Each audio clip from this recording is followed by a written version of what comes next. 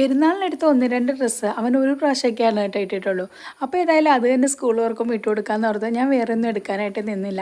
പിന്നെയാണ് അണിച്ച് പറയുന്നത് പുത്തൻ ഉടുപ്പില്ലാതെ എന്ത് സ്കൂൾ വർക്കിൽ പോവല്ലെന്ന്.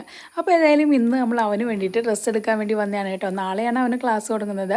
അങ്ങനെ അവർ രണ്ടെണ്ണം നമ്മൾ എടുത്തപ്പോഴേക്കും നമ്മൾ അച്ചൂസിനും കൂടെ വേണ്ടിയിട്ട് ഒരെണ്ണം എടുത്തിട്ടുണ്ടായിരുന്നു. ഇനി അയാൾക്കൊരു വിഷമം വേണ്ട.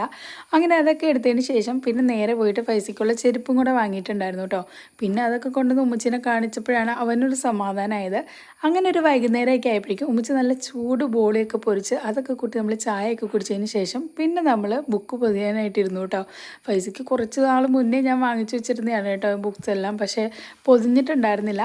അങ്ങനെ നമ്മൾ പൊതിച്ചിലൊക്കെ കഴിഞ്ഞ് നമ്മൾ പേരൊക്കെ എഴുതി ഒന്ന് സെറ്റാക്കി എടുത്തിട്ടുണ്ട് കേട്ടോ. പിന്നെ അതൊക്കെ കഴിഞ്ഞപ്പോഴേക്കും 2 പേർക്കും ഫ്രഞ്ച് ഫ്രൈസ് വേണമെന്ന് പറഞ്ഞു കേട്ടോ. പിന്നെ നമ്മൾ കഴിഞ്ഞ ദിവസം ലുലുവിൽ പോയപ്പോൾ വാങ്ങിച്ചുകൊണ്ട് വന്ന ഫ്രഞ്ച് ഫ്രൈസൊക്കെ നമ്മളൊന്ന് റെഡിയാക്കി സോസൊക്കെ കൂട്ടി കഴിച്ചു. അപ്പോൾ അത്രേ ഉള്ളൂ. ബൈ.